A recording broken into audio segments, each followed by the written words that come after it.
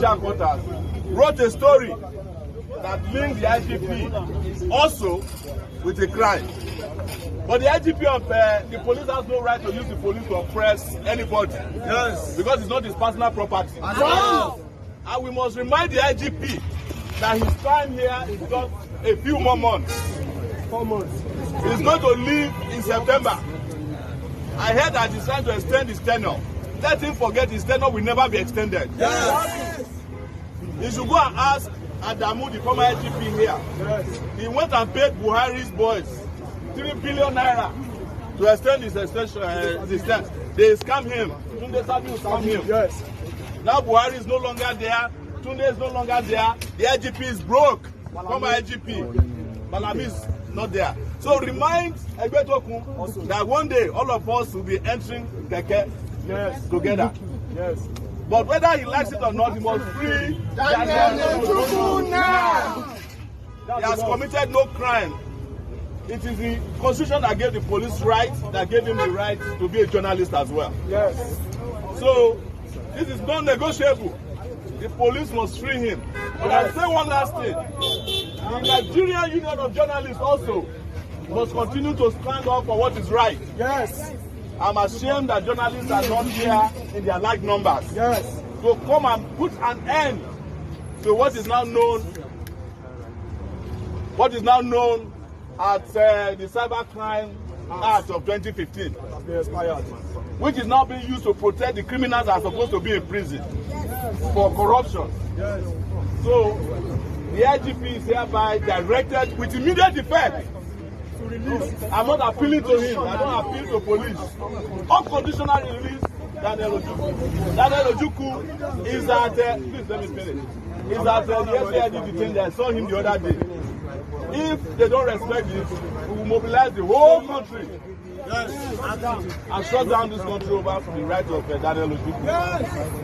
And other cyber crime or cyber security. Release Daniel Ojukwu. Now, we are not violating any right by being here. Yes. Those who have violated our fundamental rights are the Nigerian police. Yes. On May 1st, Daniel Ojukwu was unlawfully abducted by the Nigerian police. Yes. That was not an arrest. Because he was taken on May 1st in Lagos. And he was taken to Panti. But guess what happened? The parents did not know he has been taken. His phone was taken away from him. He was rendered incommunicado. Just imagine your parents and family not knowing where you are. Until 3 days after, when somebody found out that he was in Panti, that was when Daniel's mother knew that his son was actually in Panti. And so he was, what do you call that? What do you call that? Police. So true. It's kidnapping. And that is also one of the reasons why there is not going to be any real person coming to invest in a place where there is no law. There is no respect for your courts.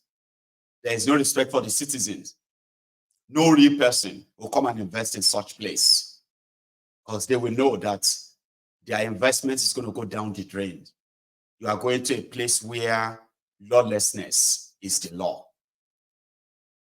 where individuals are more powerful than courts, where police IG can pick up a journalist with no fear or nothing, and he will tell you nothing will happen, and indeed nothing will happen. Nobody's going to go there and invest. So if you think anybody is after you or wishing Tifnumbu to fail, no. Tifnumbu himself will fail because initially he is a failure that forced himself on you. And that is why Nigeria will continue to fail. It's not anybody else doing. It's not a wish. No, it's not. But last night, Sowore had this to say, especially concerning the press freedom and Nnamdi Kanu? Well, what you must know is that Nnamdi Kanu is being held hostage on behalf of the famed unity of Nigeria. That's what it's all about. It's as simple as that.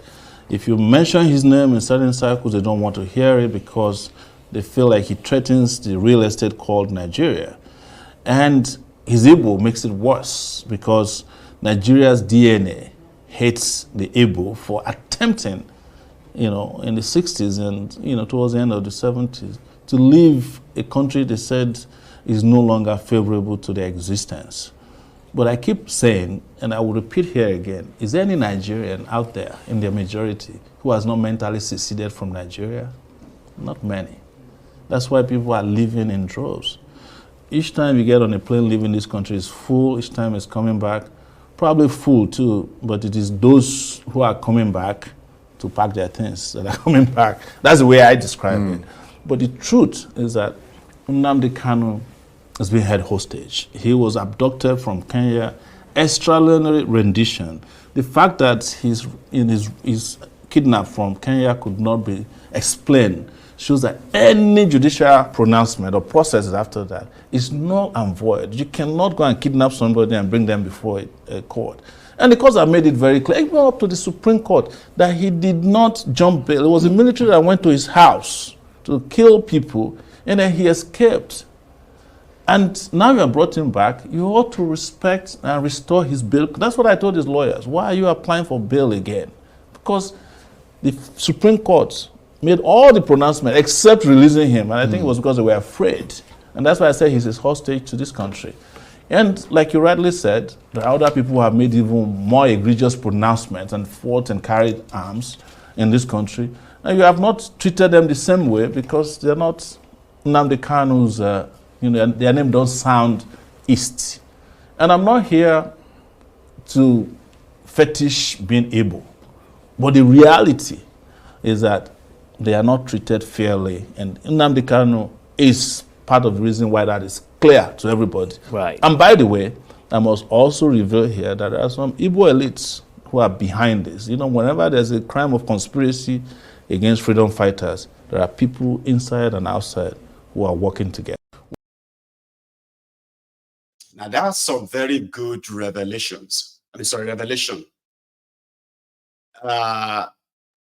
If the Igbos decide to, or if the Igbos, if they leave, if the Biafrans leave, they are going to create a very huge gap in the real estate industry of Nigeria.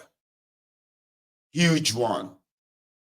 And to some, especially some who kind of make so much money from the real estate, they will tell you the Igbos are probably the biggest customers. They are the ones who have this money that they want to start one big outlet somewhere, or they want to start one big this or something somewhere, and it's not government money. Do you understand that? So to Sowore there, that's a very good one, to say the conspiracy runs deep. Okay? And since Nnamdi Kanu poses that threat, the threat that continues to remind the Igbos that they have a place where their own identity, the language, the culture, the tradition is so similar enough that the coexistence could spur them to greatness. And that land is called Biafra, the one that has been so mouthed by the establishment to make it look like it's not worth it, but yet they won't let it go. So existing or releasing him, I mean, you all know that already, right? That one of the reasons why he's still with them is because he won't renounce his demand for referendum and for Biafra. He won't take whatever is being offered. So they can't just let him be out there. Being out there alone, even if he didn't say anything anymore, if he doesn't say anything anymore, being out there alone is a different motivation, right? That will continue to encourage the Igbos to head home. I mean, if Nnamdi Kanu doesn't say anything anymore, all is said. And all that is happening in Nigeria today, at least as an average Igbo person, you should know your place right now. This is not a pity party. This is not us trying to make you feel like, oh, I feel sorry for the Igbos. Igbos don't need anybody's pity.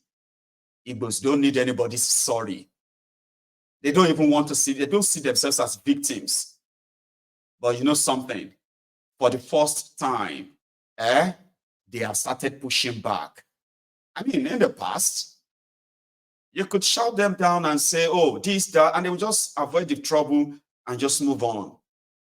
And because of this, so many of these lies applies for so many years until, well, see this generation of Igbos that you see everywhere today, until they started pushing back. And that infuriates those who have become so used to using the Igbos as their punching bag in Nigeria. Why did I say that? Well, the Igbos are considered as a threat to those who are already oppressed. You are already victims of oppression from every part of Nigeria. But somehow, an Igbo man is a threat. And because of this, we can all see the state-sponsored profiling. All this evidence, right, shows to you that, well, it's so easy for an Igbo person, it's so clear to an Igbo person to know that they are not wanted. And then 2023 happened. 2023 happened, and it was so shocking, not just to the Igbos themselves. I'm talking about those of you, the Igbo, one Nigerianist.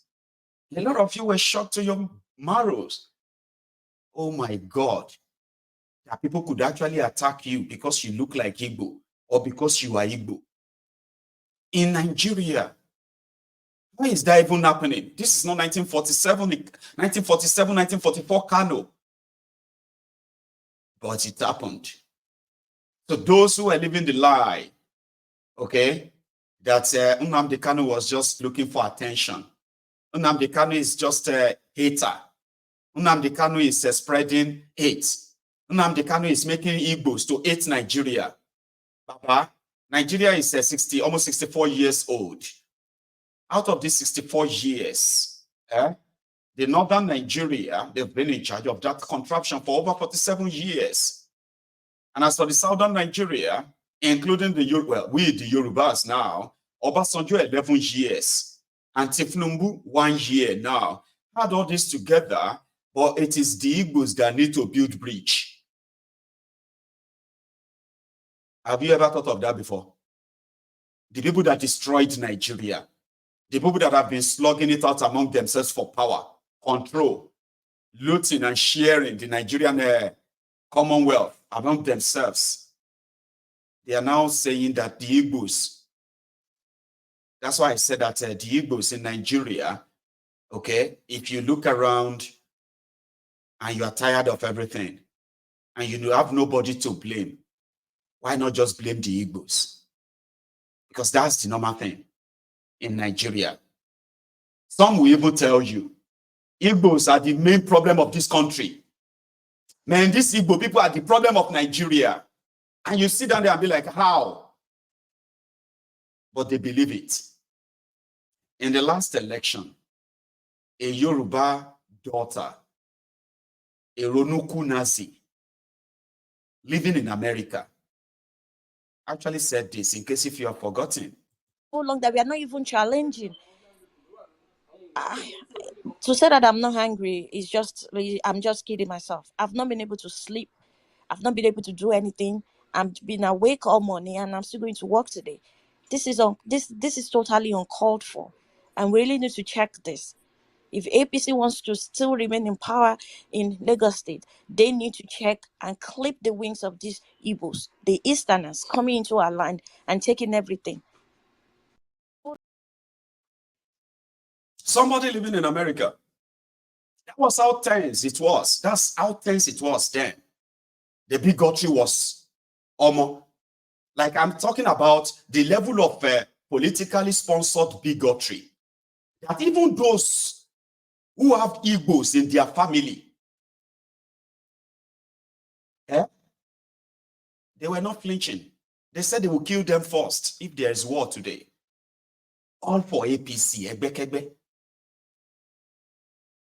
So it was not pronounced.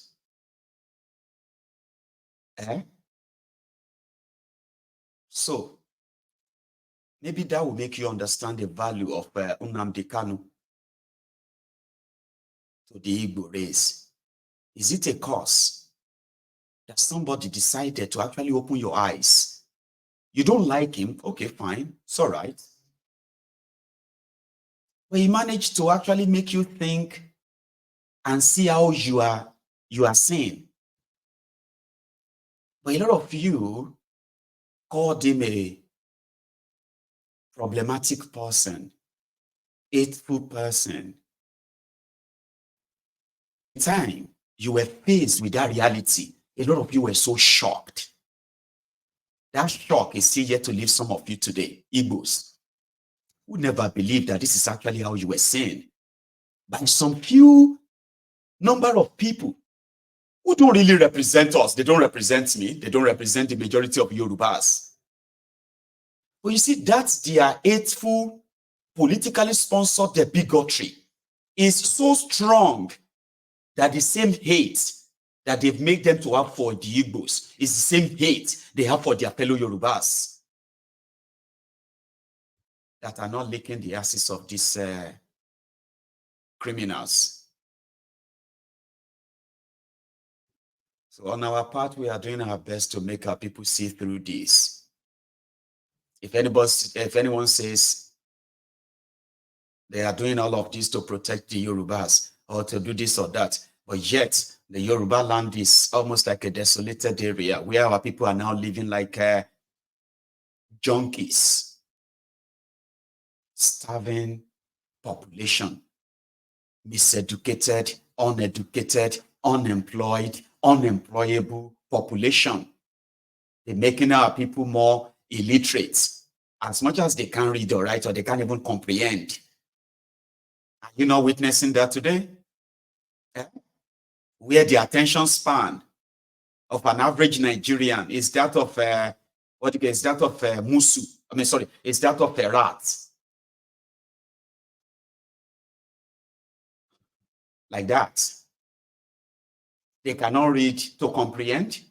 They cannot look at issue and think critically because they've destroyed them before they even realize that they are doing this to millions and millions of young Nigerians, and they are growing to become foolish adults, illiterates, who will live off superstition, hoping that something will happen, not things that are just from their imaginations and all that. They wish they will happen, while they support the total dejection and destruction of their own lives and existence, economic and otherwise, because they are raised never to have that kind of mind or mindset to think. Generation of prayer warriors. Generations who are looking for miracles. Oh, he's a miracle working God. This is the country they are raising, and it is intentional. So yes, when you see conscious people coming out to speak out like this, they hate them because you are considered as a problematic person that is trying to open the mind and the eyes of a lot. A lot of Igbos are losing, they've lost their businesses, lost their money, lost their houses, lost their shops, because they never believe in their widest imagination that politics could go to that length in Nigeria. But they are victims today. They probably would have been, all this would have been avoided if you did not join others to say Nnamdi Kanu is the problem. I'll leave it at that. Now let's go to that of kind of a mockery. I don't know if this is mockery of your justice system, okay? However, Adis Rika, your former minister of aviation, that guy, finally, he was in court today. And his daughter, Fatima, so they are being charged for 2.7 billion naira's fraud in the Ministry of Aviation. This is a guy that plundered over 400 billion naira. 400, yes, you heard me right. Over 400 billion. But he's being charged for 2.7 billion, and his daughter. How did his daughter get involved? in stealing the ministry money. Because like others, once you become the governor of a state, the state's purse becomes your family's piggy bank. Yeah, your wife, your daughter, your sons, your extended family, even your Olushos, side chicks, they all have the ATM pin that they can tap from the state cover, buy themselves luxurious things, houses, cars, vacations abroad, even private jets. Depends on how deep the wallet of your state is. Same thing with the ministries too. Once you become a minister, listen to me, there's going to be tons of money coming to your ministry and you have to decide how to spend it. Yes, you have to decide, and you can spend it how you like. And that's exactly what this Rika did. But he was in court today for just 2.7 billion to add to the show. So that you can think, corruption is bad. But take a look at the supposed criminal. He pleaded not guilty. I didn't steal the money. I spent it, yes, but I didn't steal it. How about your daughter? Well, she spent it on my behalf. She didn't steal it. I had the authority to spend that money. So I'm not guilty. Otilo.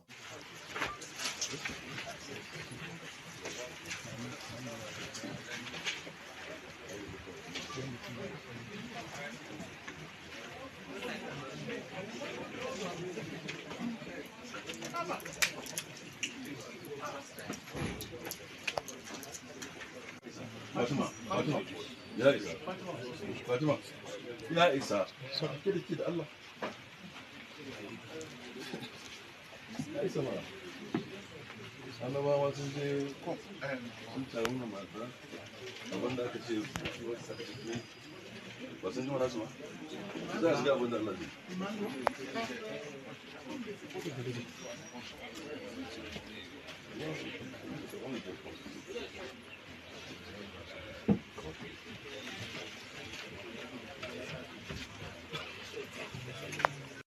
Fatima. Ya isa. Fatima. Ya isa. Kid Allah. Ya isa mana. Annabawa sun je sun taru na mata abin da aka ce wata saka ciki ba sun ji mana su ba za a shiga abin da Allah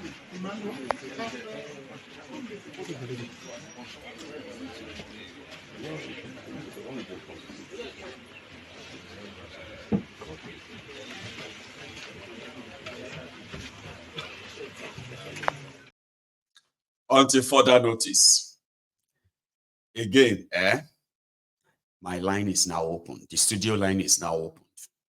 I still have something to say just before I take that off, okay? So they tell the people that the Igbos are coming to take their land. Not because they have any real land, those ones that they are using the political bigotry to push their political bigotry, okay? So not that they have any land anyway, but they kind of push it to make people feel like they have to rise up and be violence to defend it. Here you get.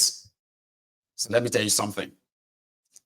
There is this story, okay, of I think it was a phone call to a guy, right, who they said, oh, your girlfriend is pregnant and she has just committed suicide, like jumped over the building, and somehow this young man became so kind of depressed enough that he decided to just, he decided to just go and kill himself.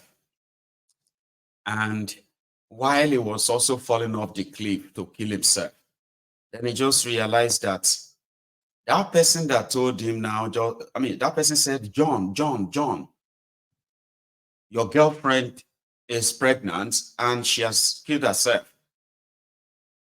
Well, number one, his name is not John. He has no girlfriend. Okay? Talk less of having one that was pregnant. But it was too late. because at that point, it was already at the bottom of the cliff. I don't remember. I mean, I don't remember the full story, but it's something like that. Okay, and that's what comes to my mind. Talking about this propaganda that these guys spewed. Hey, go and tell people that the Igbos, you know, everywhere we go, hey, you go to this place now, the Igbos get all these shops. Yes, the Igbos don't buy all the houses within this place. Oh, God. Very soon, this Igbo will be the owners of this lake also.